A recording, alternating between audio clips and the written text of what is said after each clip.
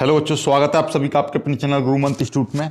आज हम बात करेंगे प्रतिदर्श प्रश्न पत्र 2020 के बारे में, यानी जो केमिस्ट्री का जो मॉडल पेपर है, जो यूपी बोर्ड की जो वेबसाइट है, यानी ऑफिशियली जो वेबसाइट है UPMSP.in, उस पर जो 2020 के लिए जो मॉडल पेपर यानी यूपी बोर्ड ने खुद जारी किया है, यूपी बोर्ड ने, ये वो वाला मॉडल पेपर है। इसका देखिए कोड 152 दिखाई दे रहा है, ये आप डाउनलोड भी कर सकते हो। ठीक है, इसकी लिंक आपको मैं डिस्क्रिप्शन में दे दूंगा, राइट। और इसका सॉल्यूशन के लिए सॉल्यूशन भी आपको मैं इसका प्रोवाइड कराऊंगा, लेकिन सॉल्यूशन से पहले आपको इस पर 2000 लाइक्स, इस वीडियो पर 2000 लाइक्स आ जाएंगे तो मैं इसका सॉल्यूशन भी प्रोवाइड करा दूंगा। पेपर ऐसा ही आएगा 2021 में, केवल सिलेबस कम किया है, ना कि पेपर का पैटर्न चेंज किया है। ठीक है, एक बार याद रखना, सिलेबस यही, यानी सिलेबस कम हुआ है, पेपर का पैटर्न यही रहेगा। 2020 में जैसा पेपर आया था वैसा ही आएगा, क्योंकि ये यूपी बोर्ड ने खुद अपने आप से जारी किया था। 2021 का भी जारी नहीं किया है, जैसे 2021 का आएगा तो वो भी हम बता देंगे आपको, राइट। चलिएगा, देखो इसमें क्या क्या चीज़ है। आपका समय आपका 3 घंटे 15 मिनट है, और सीधे सीधे लिखा है आरंभ के 15 मिनट परीक्षार्थियों को प्रश्न पत्र पढ़ने के लिए दिए जाते हैं, और 70 नंबर का पेपर है, और 30 नंबर का आपका प्रैक्टिकल आता है, तो ओवरऑल 100 नंबर बन जाएंगे। चलिएगा देखते हैं, आप ध्यान से समझते रहना और देखिएगा। ये जो आपका आगे ये देखिए, ये सभी प्रश्न अनिवार्य हैं, ये तो आप पढ़ ही लोगे आसानी से। सीधे सीधे आते हैं पहले बहुविकल्पीय प्रश्न पर। पहला जो प्रश्न है आपका 4 विकल्प यानी बहुविकल्पीय वाला प्रश्न है। इसमें आपके 6 प्रश्न दे रखे होंगे। चलो एक एक करके हम सभी को समझते हैं, और इनका सॉल्यूशन भी टिक मार्क का तो साथ के साथ सॉल्यूशन दे दूंगा। देखिएगा क्या है। जब क्रिस्टल में ऋणायनिक रिक्तियों द्वारा इलेक्ट्रॉन फंसा लिए जाते हैं तो त्रुटि कहलाती है। कौन सी त्रुटि कहलाती है? ये आपने हमने जब एफ केंद्र दोष पढ़ाए थे, यानी सटकी दोष, फ्रेंकल दोष, ये सारे दोष पढ़ाए थे। और ये जो परिभाषा है सारी की सारी वेरी मोस्ट इंपॉर्टेंट है। इन सारी परिभाषाओं को याद कर लेना, क्योंकि इन पर एक पेपर में क्वेश्चन आएगा। तो इसका जो राइट आंसर है, इसका जो राइट आंसर है वो है एफ केंद्र दोष। एफ केंद्र दोष में क्रिस्टल में ऋणायनिक रिक्तियों द्वारा इलेक्ट्रॉन को फंसा लिए जाते हैं। इसी के कारण यहाँ पर कौन सी दोष उत्पन्न होता है? एफ केंद्र दोष उत्पन्न होता है। अगला जो है आपका, अगला देखिएगा, अगला जो सवाल है आपका, अगला जो प्रश्न है, किसी विलयन का परासरण दाब किस संबंध द्वारा व्यक्त किया जाता है? और एक और खास बात बच्चों, सभी लोग कमेंट जरूर करेंगे कि आपने इस पेपर में से कितना नंबर का पेपर सॉल्व कर पाओगे या कर सकते हो। कमेंट में जरूर लिखना कि आप कितने, यानी 70 में से सर कि हम 60 नंबर का कर पाएंगे इसमें से। यदि ऐसा पेपर आ गया तो हम 50 नंबर का कर पाएंगे। तो ध्यान से समझना, हर पॉइंट को क्लियर करते चलना। चलो आप अपना वीडियो को रोको और इसका यानी कि ख का उत्तर बताइए कौन सा होगा। वैसे नॉर्मली देखा जाए तो मैं आपको पूरा समझाऊंगा। PV बराबर NRT फॉर्मूला होता है, NRT, ओके, ये चीज होती है। अब आप जानते हो P बराबर है, V इधर चला जाएगा तो P बराबर क्या हो जाएगा? P बराबर हो जाएगा NRT वट्टे V। और हम इसको क्या लिख सकते हैं? P बराबर 1/V NRT लिख सकते हैं हम, ओके। और 1/V को क्या बोलते हैं? ये होती है उसकी सांद्रता, यानी कि आयतन जिसका ज्यादा होगा वो उसकी सांद्रता कम होगी, जिसका आयतन कम होगा उसकी सांद्रता ज्यादा होगी, यानी कि ये बन जाएगा आपका C, यानी कि कंसंट्रेशन। तो CNRT, ठीक है। N नहीं दे रखा है तो क्या बन जाएगा? सीधे सीधे CRT बन जाएगा। N नहीं दे रखा, मोलक संख्या 1 दे रखी है तो CRT आ जाएगा। CRT है P बराबर CRT, इसमें P बराबर CRT नहीं है तो देखिएगा कोई दिक्कत नहीं है। P बराबर CRT आपको नहीं दे रखा है ऑप्शन में, तो देखिएगा इसमें क्या ऑप्शन दे रखा है? ये दे रखा है P बराबर RT/C, और ये दे रखा है, देखिए ये ऑप्शन देखो, ये रहा ये ऑप्शन देखो, ये P, क्योंकि इसमें इसी चीज को हम क्या करेंगे? P/C कर देंगे और ये हो जाएगा RT। मतलब वो यही है, C को हम आगे नीचे ले आएंगे तो क्या हो जाएगा? C, यानी कि PV। क्योंकि आपको जानते ही हो 1/C, आप देखिएगा PV बराबर RT होता है, या NRT बातें की है। तो भैया 1/V को हम C बोलते हैं, तो सिंपल सी बात है कि भैया V को क्या बोलेंगे? तो V बराबर 1/C लिख देंगे, सिंपल सा लॉजिक है। तो इस V की जगह पर आप क्या लिख दोगे? V into P into 1/C बराबर RT लिख दोगे, ओके। तो ये क्या हो जाएगा? ओवरऑल ये हो जाएगा P/C बराबर RT, सिंपल सा लॉजिक। तो ये आ गया option, this is right answer. ठीक है, समझ ही गए होंगे आप तो। चलिए थोड़ा सा और बड़ा कर देता हूं मैं इसको, तो ये देखिएगा। अगला प्रश्न है, विशिष्ट चालकता की इकाई बताइए। तो आपको पता होगा विशिष्ट प्रतिरोध जो होता है, विशिष्ट प्रतिरोध,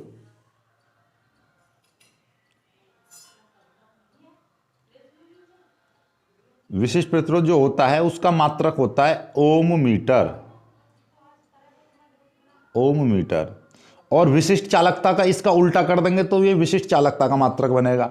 तो विशिष्ट चालकता का मतलब क्या है, इसको थोड़ा सा कलर दूसरा लेता हूं मैं ताकि, ओके डन। तो और अभी भी लाल नहीं हो रहा है कैसे, अब ठीक है, हाँ।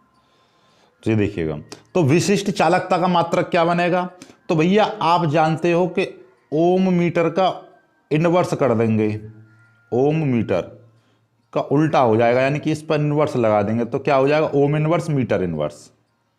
क्या हो जाएगा, ओम इनवर्स मीटर इनवर्स।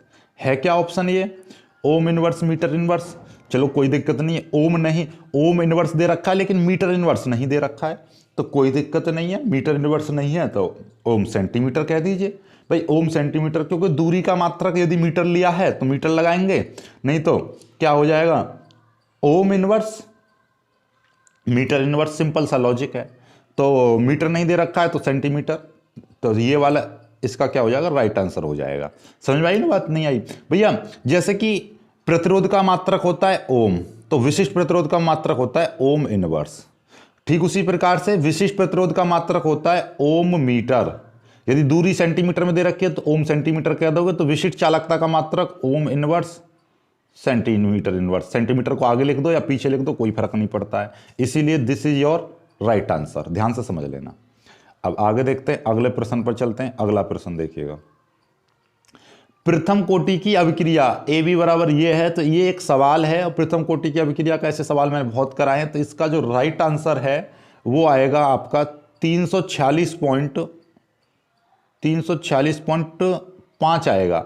लगभग आप कितना कर दोगे, 347 लिख दोगे, कोई दिक्कत नहीं है। तो इसलिए इसका राइट आंसर कौन से पे चला जाएगा, 347 पर चला जाएगा। समझ में आई बात, नहीं आई, 346.5 आएगा। चलिएगा अब आगे देखते हैं अगला। ये कह रहा है निम्न में से कौन सा यौगिक जल अपघटन पर प्राथमिक एमीन देता है। प्राथमिक एमीन समझ रहे हो, प्राथमिक एमीन का फॉर्मूला जैसे कि ये है आपका एल्किल आइसोसाइनाइड, एल्किल आइसोसाइनाइड। तो एल्किल आइसोसाइनाइड जो है आपका क्या देता है, जल अपघटन पर प्राथमिक एमीन देता है। तो अब मेरे को कमेंट करके बताओगे एल्किल आइसोसाइनाइड का फॉर्मूला क्या होता है। चलो मैं लिख ही दे रहा हूं, एल्किल आइसोसाइनाइड C2H5NC, C2H5NC होता है इसका। ठीक है, चलिएगा आगे देखिएगा। मॉलिस परीक्षण द्वारा किस यौगिक की पहचान की जाती है, ये ध्यान समझना। तो कार्बोहाइड्रेट की पहचान की जाती है, किसकी पहचान की जाती है, कार्बोहाइड्रेट की। तो कार्बोहाइड्रेट की पहचान की जाती है, और कार्बोहाइड्रेट का ही ये होता है एक, ये शर्करा क्या होता है, कार्बोहाइड्रेट होता है। ठीक है, जितनी भी शर्करा है, शर्करा का फॉर्मूला है, यानी कि शर्करा का फॉर्मूला आप कमेंट करके जरूर बताओ भाई, ये नहीं बता रहा मैं आपको, ठीक है, पर इतना बता दे रहा हूं, चीनी का फॉर्मूला वही शर्करा का फॉर्मूला है, तो आप लोग कमेंट करना। देखो ये वाला सवाल मैंने कितनी बार तो टेस्ट सीरीज में लिया है, और कितनी बार इसका मैंने सॉल्यूशन बताया। एक तत्व की संरचना अंतर केंद्रित घन यानी BCC है, कोष्ठका के कोर की लंबाई 288, तो संख्या भी वही है सेम टू सेम, और तत्व का घनत्व इतना है, तो ज्ञात कीजिए 208 ग्राम तत्व में। ये NCERT की किताब में भी दे रखा है, ये प्रश्न आपके मॉडल में भी दे रखा है, और ये मैंने कई बार कराया है। ठीक है, तो इसको कर लेना आप। अगला जो प्रश्न, अगले प्रश्न की तरफ चलते हैं। अगला प्रश्न देखिएगा, लाजवाब प्रश्न आया है, ये भी न्यूमेरिकल है। न्यूमेरिकल देखिएगा, 1 ग्राम वैद्युत अपघट्ट को 50 ग्राम बेंजीन में घोलने पर हिमांक में इतनी कमी आ जाती है, तो बेंजीन का अवनमन स्थिरांक कितना है, तो विलयन का मोलर द्रव्यमान। वो लोग कितना टॉप का प्रश्न है, ये भी सेम टू सेम कराया है हमने। ठीक है, हिमांक में अवनमन, उन्नयन में क्वथनांक, ये वगैरह वगैरह काफ़ी सारे प्रश्न कराए थे, तो उन्हीं में से एक है ये, तो आप इसको कर लोगे। चलिएगा अगला प्रश्न ये देखिएगा, ये आपका क्या है, AgNO3 KCl KNO3 के अनंत तन्यता पर मोलर चालकताएं इतनी है क्रमशः, तो इसकी AgL की मोलर चालकता निकालनी है। कितना प्यारा प्रश्न है, ये 2-2 नंबर में आ रहे हैं, बल्कि ये 3-3 नंबर में आना चाहिए। चलो बहुत ही प्यारा प्रश्न है, बहुत ही छोटा प्रश्न है, कोई दिक्कत नहीं है, आप इसको कर पाओगे। ये हमने आयनिक चालकता वाले बताए थे कि भैया AgNO3 को कैसे तोड़ेंगे हम। AgNO3 का मतलब क्या है कि भैया Ag पॉजिटिव और NO3 नेगेटिव, इसकी मतलब चालकता दे रखी है, जैसे कि KCl यानी कि K+Cl की चालकता दे रखी है। इस तरीके से हम निकालेंगे इसका, ठीक है। चलिए अगला जो दे रखा है, अगला जो प्रश्न है आपका, बहुआण्विक और वृहद आणविक कोलाइड में अंतर, ये करा रखा है। ऐसे तो कोई भी चीज़ नहीं है जो नहीं कराई है, ठीक है। तो चलिए देखिएगा अगला, ये देखिए ये फिर न्यूमेरिकल आ गया। देख लेना, न्यूमेरिकल बताऊंगा मैं कितने न्यूमेरिकल का आया, ध्यान से समझ लेना, पूरा मैं न्यूमेरिकल भी काउंट करवाऊंगा। जल में किसी पदार्थ के 0.2 मोलल विलयन का हिमांक कितना है? तो जल के मोलल अवलंबन स्थिरांक ज्ञात कीजिए। 2 नंबर का सवाल है, बहुत ही प्यारा सवाल है।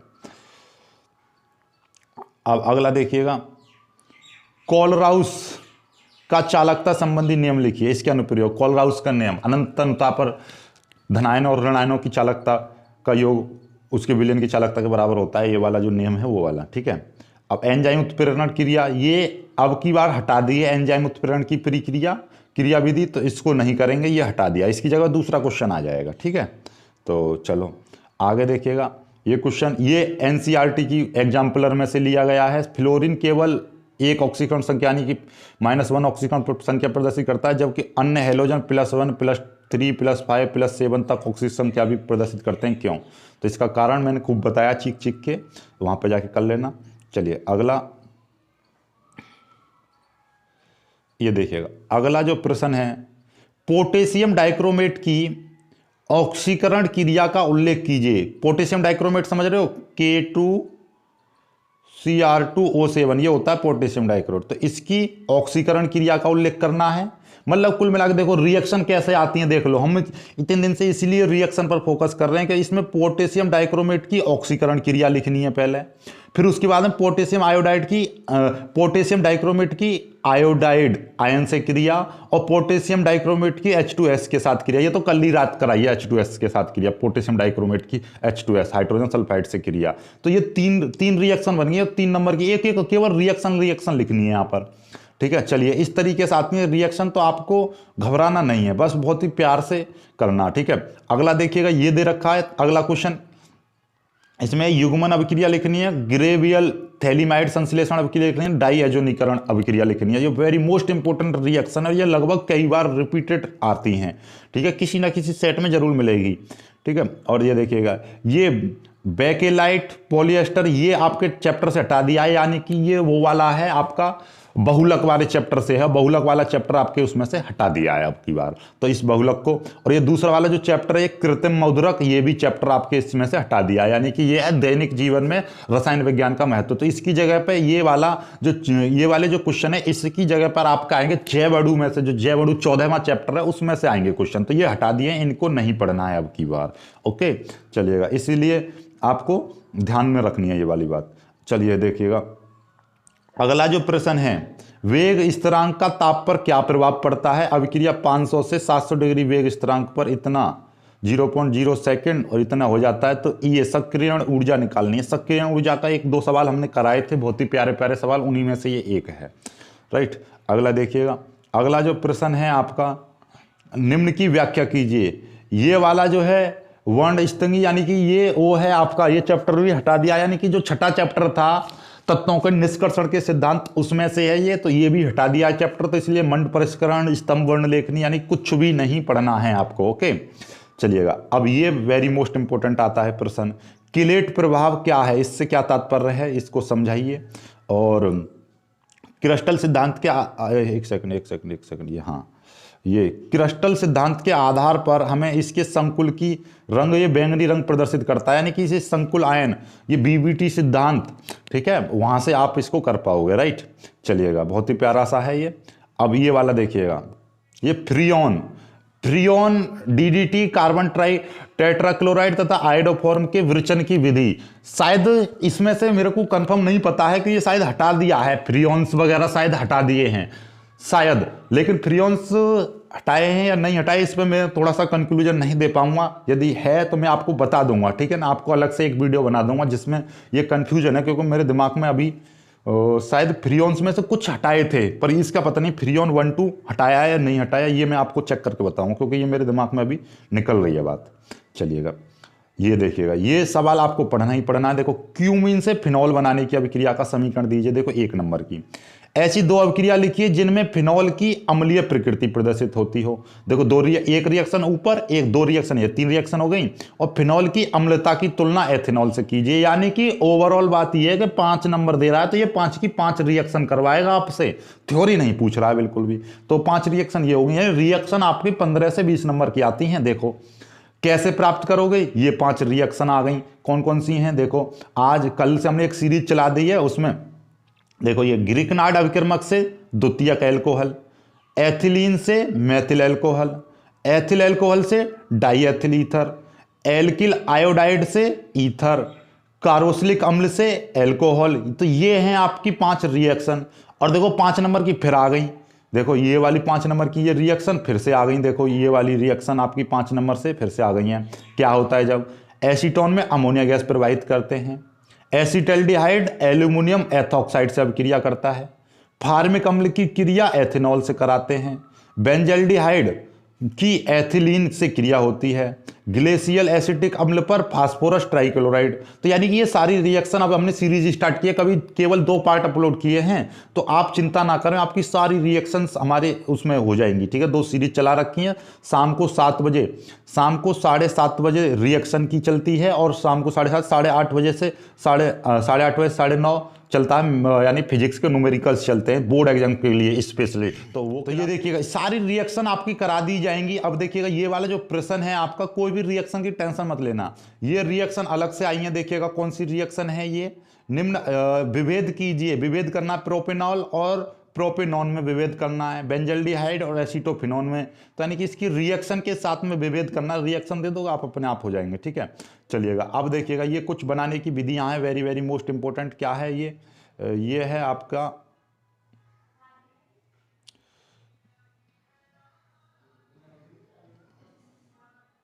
ये दे रखा है, हैबर विधि से अमोनिया निर्माण के औद्योगिक निर्माण का सचित्र वर्णन करना है। इसके 2 प्रमुख गुण और उपयोग लिखने हैं। लो बहुत ही प्यारा है और आप आसानी से इसको कर पाओगे। ठीक है, ये देखिएगा डीकन विधि द्वारा क्लोरीन के निर्माण का वर्णन करना है। गर्म व सांद्र KOH के साथ, कास्टिक सोडा NaOH के साथ इसकी क्रिया लिखनी है। क्लोरीन के ऑक्सीकरण गुण को लिखिए। यानी कि ये रिएक्शन पर आधारित है। पहले डीकन की विधि का निर्माण करोगे, फिर 2 रिएक्शन लिखोगे, इस तरीके से आपका आता है। ठीक है, और अगला प्रश्न देखिएगा। अगला जो प्रश्न है आपका, ये लास्ट प्रश्न है।